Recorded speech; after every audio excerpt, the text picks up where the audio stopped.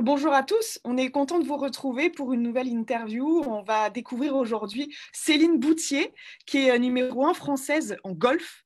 On va te présenter dans quelques instants. Bienvenue déjà, Céline, dans ce live Facebook. Alors, je rappelle le principe pour l'association Vaincre la mucoviscidose. On est regardé par pas mal de patients même et des proches de patients atteints de la mucoviscidose. Si vous avez des questions à poser à Céline, n'hésitez pas à laisser des commentaires en dessous du live et à la fin de l'interview, on fera une petite session de questions-réponses avec Céline. Voilà. Alors Céline, tu as 26 ans et tu es en direct de Dallas. C'est bien ça? C'est ça, de Dallas aux États-Unis. Voilà, tu es basée aux États-Unis puisque tu es golfeuse professionnelle et tu évolues sur le circuit américain qui s'appelle le LPGA depuis 2018. Tu es passée pro en 2016 et tu comptes en tout 3 victoires en tournoi, dont 2 sur le tour européen, et tu as gagné récemment la Solheim Cup avec l'Europe. C'est un peu l'équivalent de la Ryder Cup pour ceux qui connaissent le golf. Et tu es en forme en ce moment, puisque tu as remporté le Texas Women's Open le 5 juin, et également tu t'es imposé il n'y a pas si longtemps, le 19 juin, à Paris, mais au Texas, à Paris. Ouais, c'est bien ça. C'était quoi le nom de la compétition, le 19 juin? Je crois que c'était un tournoi du mini-tour du WAPT. Ok. Et c'est vrai que c'était à Paris, à Texas, c'est à 2 heures de Dallas. Donc bon, puis c'était assez drôle parce qu'en fait, la compète était sur le Paris Golf and Country Club. Et Mhm. c'est exactement le même nom du golf dans lequel j'ai grandi et j'ai commencé le golf à Paris. Donc je me suis dit que c'était un signe et qu'il fallait que je joue le tournoi. C'est super, parce que oui, tu es né à Paris, hein, tu es né à Clamart très exactement, et Ouais. tu es allé faire tes études aux États-Unis, à l'université Duke, c'est ça? Donc tu es pratiquement une vraie américaine maintenant? Pas complètement, mais c'est vrai que ça fait un peu de temps que j'habite aux États-Unis maintenant. C'est vrai que c'était une décision assez difficile de partir et d'aller m'installer aux États-Unis, super loin de mes proches. Mais c'est vrai que pour le golf, c'était la meilleure décision à prendre. Donc jusque-là, pas de regret. Très bien. Alors, on le rappelle, on va parler de golf avec toi et notamment des Greens de l'Espoir. C'est une compétition de golf qui est au profit de l'association Vaincre la mucoviscidose, qui permet voilà, de récolter des dons chaque année. L'an dernier, notamment, il y a eu 310 000 euros récoltés grâce aux Greens de l'Espoir, voilà, grâce aux droits du jeu et aux dons des partenaires. Et donc, tout ça, c'est reversé à l'association. Évidemment, cette année, ça prendra une autre forme avec eh bien, l'actualité et le confinement qui a donc dû annuler la phase nationale. Toi, je sais que tu as échangé avec un patient atteint de la mucoviscidose et notamment un organisateur de ces Greens de l'Espoir. Quelle connaissance tu as de la mucoviscidose, Céline? C'est vrai que je suis encore assez nouvelle au niveau des connaissances sur cette maladie. C'est une maladie que je connaissais de nom, mais c'est vrai que je ne connaissais pas vraiment beaucoup plus de détails que ça. Et c'est vrai que c'était super d'avoir pu échanger avec Dorian, qui était un patient atteint de mucoviscidose, et j'ai appris pas mal de choses, et surtout sur comment il vit avec la maladie quotidiennement, et aussi sur l'organisation de l'association, et notamment sur les graines de l'espoir qui leur permettent de récolter des fonds pour la recherche notamment. Et oui, on le rappelle, hein, les dons et donc ces collectes de fonds, c'est plus que primordial hein, pour faire avancer la recherche. On ne guérit pas encore de cette maladie. Alors, il y a des greffes hein, qui sont souvent un des meilleurs moyens pour aller mieux et pour vivre de manière plutôt normale, entre guillemets, évidemment. Donc, on rappelle toujours hein, ce lien, c'est sur le site vaincrelamuco.org pour faire des dons. Il y aura aussi les virades de l'espoir au mois de septembre. On va en reparler tout au long de ce live, mais évidemment, il y a besoin de dons pour faire avancer la recherche de ce côté-là. On va parler de ton parcours, Céline, et notamment de la situation sanitaire. On l'a dit, tu es basée aux États-Unis, donc tu n'as pas vécu le même confinement que ce qu'on a pu vivre ici en France. Raconte-nous un petit peu comment ça s'est passé au Texas et notamment plus précisément à Dallas. C'est vrai que pour moi, le confinement était complètement différent du confinement en France, notamment parce que j'ai quand même réussi à être en contact avec ma famille et quelques amis qui étaient restés en France. Et c'est vrai que c'était une expérience complètement différente. C'est vrai que moi, j'ai été confinée peut-être au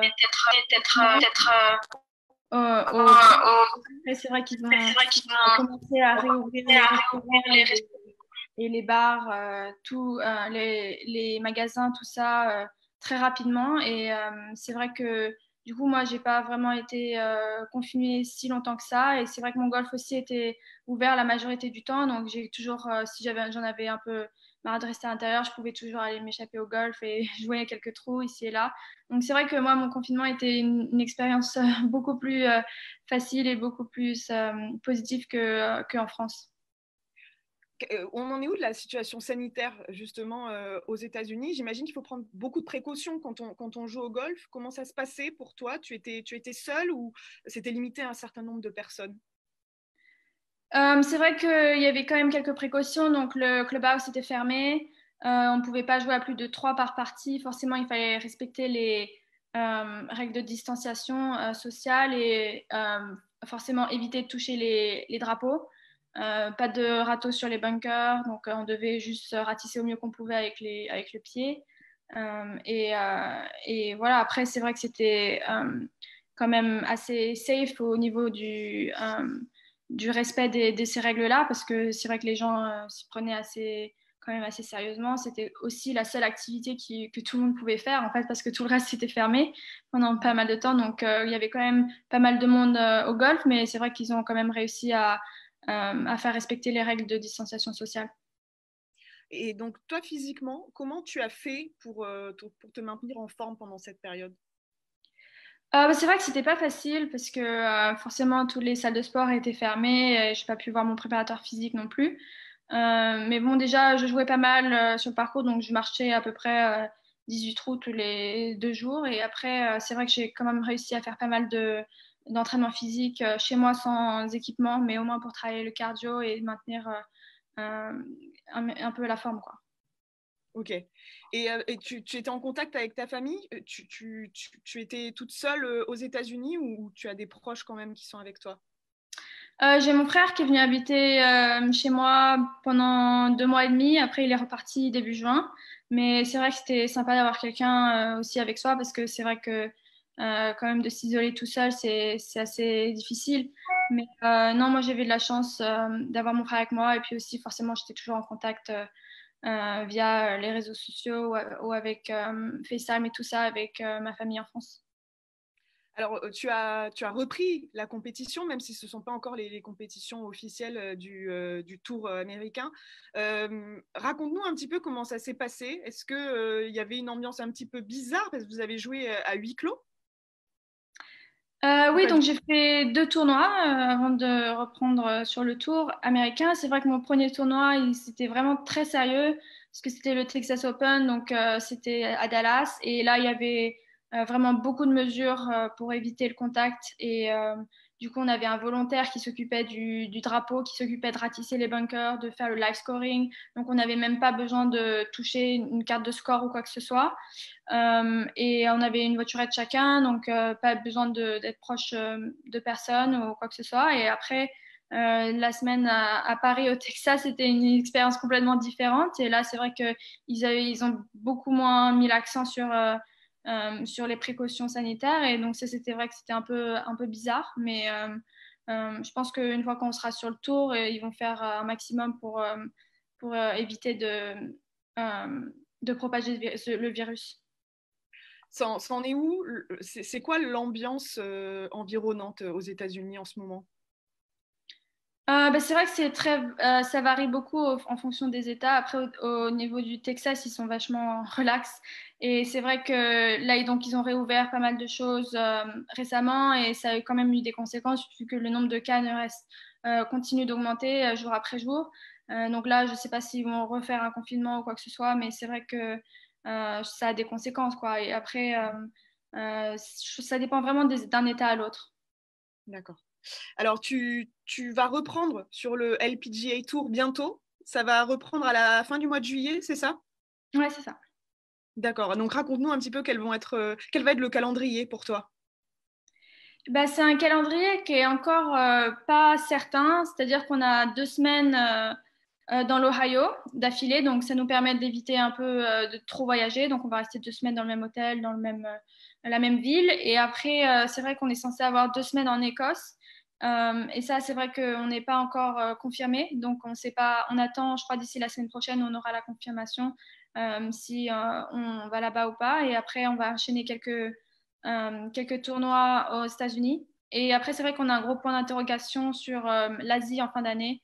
Donc, à partir de octobre jusqu'à novembre, on est censé avoir 5 tournois en Asie. Et ça, c'est vrai qu'il y a un gros point d'interrogation dessus. Donc, on ne sait pas trop. Parce que c'est vrai que notre tour est un tour très global. Donc, on voyage beaucoup entre pays et tout ça. Donc, c'est vrai que ce n'est pas facile parce qu'on a aussi beaucoup de joueuses qui sont internationales.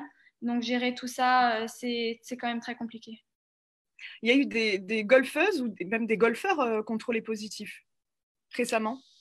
Ça va Bah, pas. pour l'instant, c'est plus des golfeurs puisque notre tour n'a pas encore commencé, donc tout le monde n'a pas encore été testé. Mais c'est vrai que le PGA Tour a eu 7 ou 8 cas cette semaine déjà de caddies ou joueurs qui ont testé positif. Donc c'est vrai que ça va être intéressant de voir comment ils vont gérer la suite.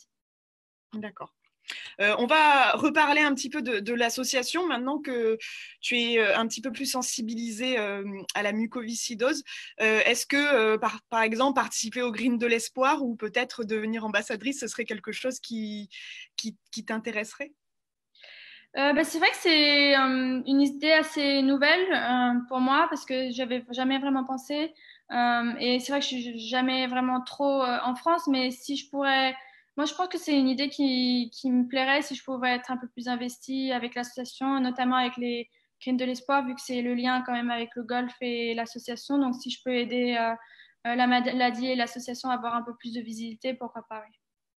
Est-ce que tu aurais un message pour les patients qui nous regardent? Pas vraiment de message spécifique, mais juste beaucoup de respect pour ce que vous traversez. Et c'est vrai que c'est quelque chose que je pourrais pas vraiment imaginer pour être à votre place, mais c'est quelque chose qui est vachement courageux de votre part et d'essayer de garder de l'espoir et qu'on va réussir à trouver une solution. Et je le rappelle, hein, pour trouver une solution, pour faire avancer la recherche, eh bien, ça passe par des dons.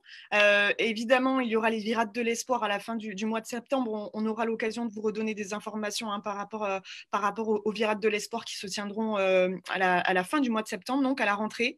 Et en attendant, eh bien, il y a beaucoup de choses à faire sur le site vaincrelamuco.org. Il y a pas mal de petites opérations qui sont mises en place. On a vu hein, notamment beaucoup de défis qui étaient mis en place. N'hésitez pas à aller faire vos dons sur vaincrelamuco.org. C'est vraiment indispensable pour faire avancer la recherche et surtout voilà, soutenir un maximum les patients atteints de la maladie. Merci beaucoup, Céline, de nous avoir accompagnés. On espère qu'on va te revoir très vite victorieuse sur le tour américain. Et alors, donc, du coup, là, ta prochaine date, la reprise, c'est quand? La reprise officielle, c'est le 26 juillet. Ok. Euh, mais d'ici là, je vais peut-être essayer de jouer un mini tour pour essayer de me préparer et garder la forme jusqu'à ce qu'on reprenne officiellement sur le tour. D'accord. Et on espère peut-être te voir très bientôt dans les Greens de l'Espoir, peut-être pour l'édition 2021, puisque on espère que la situation sanitaire permettra que tout reprenne de manière normale. Merci beaucoup. Merci beaucoup. Je vous rappelle l'importance des dons. C'est sur vaincrelamuco.org. On se retrouve très vite, notamment pour les virades de l'Espoir. Et bien, Céline, on se retrouve très vite aussi donc sur les Greens de l'Espoir. Ça marche, merci beaucoup. Merci beaucoup. Bonne journée à tous.